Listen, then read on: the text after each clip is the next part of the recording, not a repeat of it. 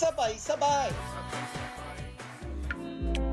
Blessing. This year, blessing, money, testimony. 3D.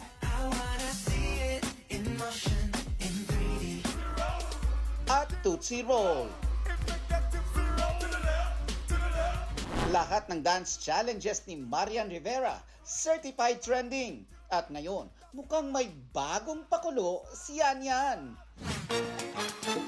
May ipinost siyang silhouette video ng isang babaeng nagsasayaw sa saliw ng iconic instrumental theme ng seryeng Marimar. Caption dyan ni Marian, challenge accepted. Wala pang 24 oras, mahigit 6 million na ang views nito at libo-libo ang comments at likes. Ito na kaya ang much anticipated at matagal ng requests ng netizens na Marimar Dance Challenge na tatapos nila sa lahat ng laban.